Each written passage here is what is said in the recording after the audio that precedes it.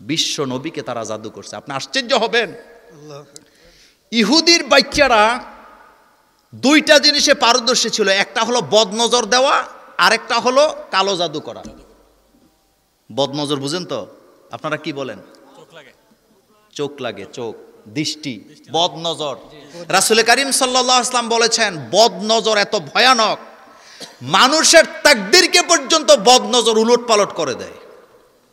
এজন্য আপনাদের যাদের বাচ্চা আছে যার তার কোলে দিয়েন না, কারণ বদনজর আছে না নাই? আরে সুন্দর বাচ্চা, রোল নাম্বার 1, রোল নাম্বার কত? ফেসবুকে দিছে আমার বাচ্চা ফার্স্ট হয়েছে ক্লাসে। এর পরের বছর বাচ্চা লেখাপড়া করে না। জিজ্ঞেস করলাম ঘটনা কি? কয় এখন তো আর পড়ে না, আগে তো ভালো ছিল। নিশ্চিত বদনজর লাগছে, আর এই বদনজর লাগার জন্য আমরা নিজেরাই দায়ী। বদনজর দেয় তারা, হিংসা করে যারা। কথা বুঝেন না? বদনজর দেয় মূলত হিংসা কইরা। আপনার কাছে আম ধরছে, মনির ভাইয়ের কাছে আম নাই, আপনারা দিয়ে কই আর কি। কথা বুঝেননি? এখন উনি গাছের নিচে দাঁড়ায় কয় দেখছনি কপাল, আমার কাছে একটাও নাই, তার গাছে তো ডালাও দেখা যায় না। পরের দিন সকালে যায় দেখে গাছ আছে, আম নাই। আম সব কোথায়? কথা কন না কে? এটা হলো বদনজর। বলেন এটা কি? রাসূল বলছে আল আইনু হক, বদনজরটা কিন্তু সত্যি সত্যি লাগে। আমার আব্বার কাছে শুনছিলাম এক বেচারা গম চাষ করছে। আপনাদের এলাকায় আগে করতো না গম?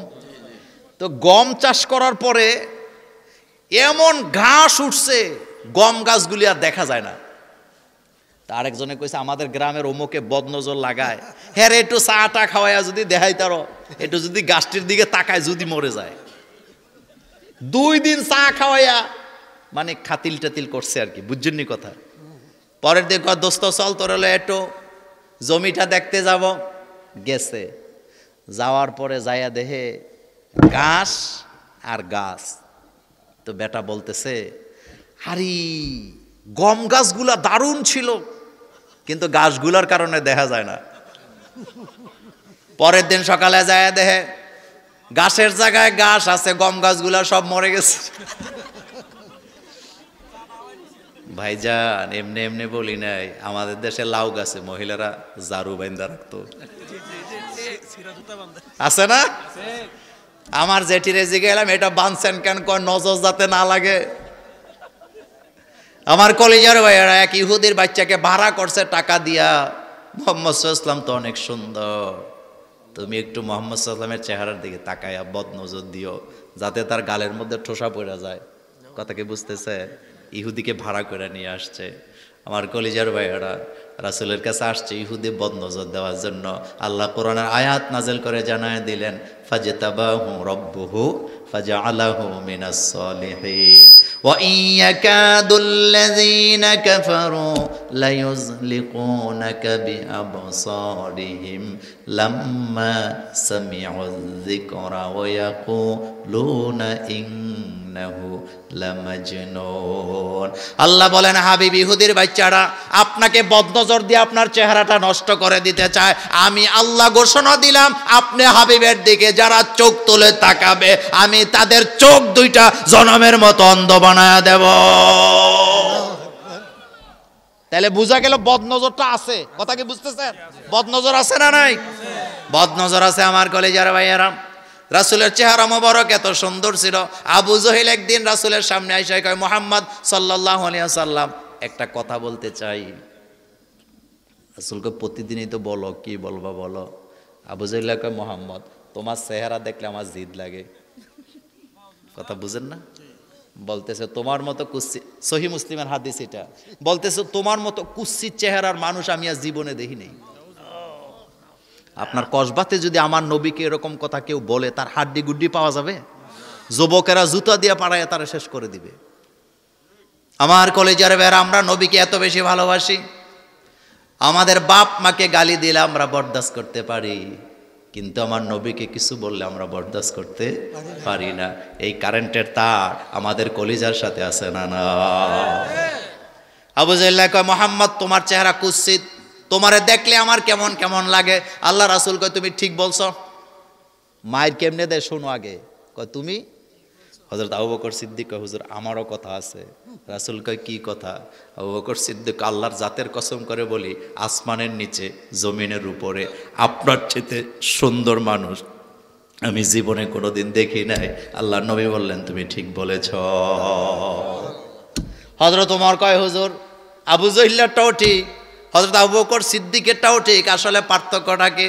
আল্লাহর নবী মুস্কি হাসি দিয়ে বললেন, শোনো, যার ভিতরটা যেমন তার তাকানোটাও তেমন। মাইরটা কেমন হয়েছে?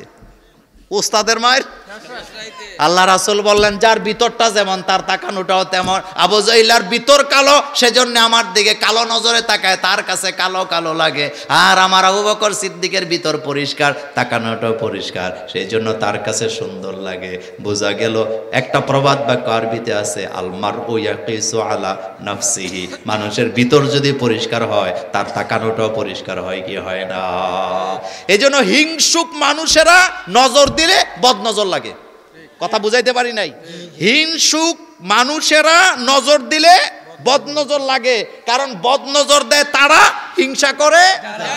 যেমন আমাদের বাংলাদেশে একটা কথা আছে, সতীনের পোলা মোটা বেশি, ঠিক না? এটা বুঝেন নাই? এটা বুঝেন নাই? বাংলাদেশে অনেক জালে জালে ঝগড়া লাগিয়া বাইরে বাইরে ভিন্ন করায় পোলাপানের খাবার লইয়া এমন রেশারেশি আছে না নাই? তাহলে আমি সূরা নাসের কথা বলছিলাম। ইহুদির বাচ্চারা রাসূলুল্লাহ সাল্লাল্লাহু আলাইহি ওয়াসাল্লামকে জাদু করলেন। আল্লাহ রাসূল কথা মনে রাখতে পারে না। বুখারীর হাদিসে আসছে, আল্লাহ রাসূল আঙ্গুলের মধ্যে সুতা বাঁধা রাখে। এবার রাসূলের অবস্থা এমন, রাসূল বিছানায় শুয়ে গেছে, আল্লাহ রাব্বুল আলামিন দুইজন ফেরেশতা পাঠাইছে। কয়জন?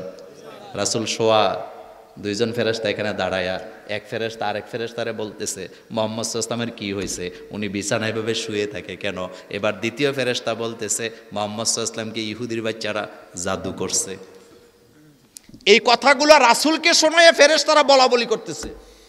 এবার আগের ফেরেশতা বলতেছে, এটার কি কোনো ওষুধ নাই, চিকিৎসা নাই?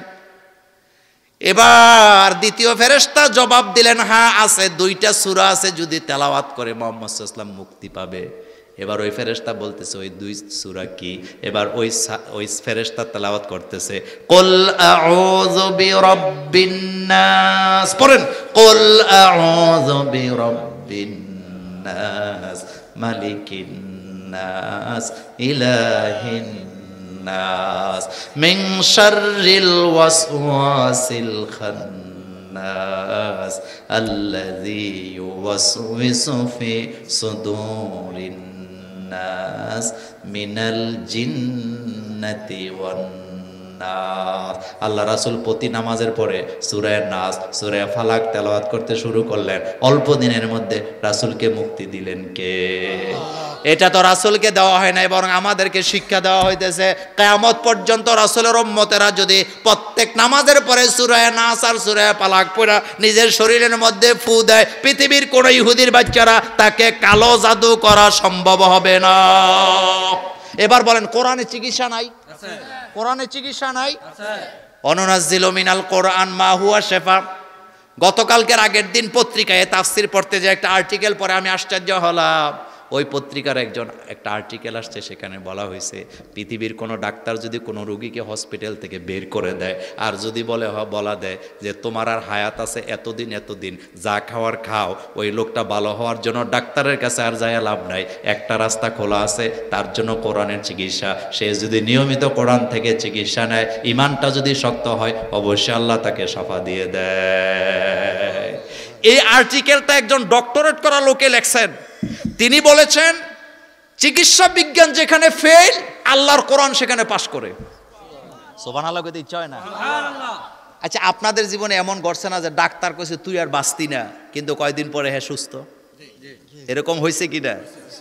আপনি প্রতিনিয়ত সূরা ফাতিহা পড়বেন, সূরা নাস পড়বেন, সূরা ফালাক পড়েন, পানিতে ফু দিয়া দিয়া খা, আপনাকে শাফা দিবেন কে? মজার একটা হাদিস শোনাই বুখারী থেকে। রাসূল কারীম সাল্লাল্লাহু আলাইহি ওয়াসাল্লামের একজন সাহাবা এক জায়গায় গেছে সফর অবস্থায়, ওরে ধরে লয়ে গেছে লোকেরা, নিয়ে আমাদের এলাকার মুরব্বীরে সাপে কামড় দিছে, একটু চিকিৎসা দাও। এবার উনি সূরা ফাতিহা পরে ফু দিছে, রোগ গেছে ভালো হইয়া। সুবহানাল্লাহ বলবেন না? ভালো হয়ে গেছে। ওরা খুশি হইয়া 30টা ছাগল দিছে। এই ছাগলের ভিতরে খাসি ছিল, বেটা ছিল, বেটি ছিল, বুঝছেন নি? বাচ্চাওয়ালা ছাগল ছিল, দুধওয়ালা ছাগল ছিল, আবার দুধ ছাড়াও ছিল। সবগুলা ছাগল নিয়ে মসজিদে নববীর সামনে রাখছে। সাহাবাই কেরাম তো সহজ সরল ছিল, অনেক সাহাবা বাটি টাটি লয়ে গেছে দুধ খাওয়ার জন্য। আরেক সাহাবা কয় এই ছাগল কিন্তু ফু দিয়ে আনছে, দুধ খাওয়া যায় জীবনে।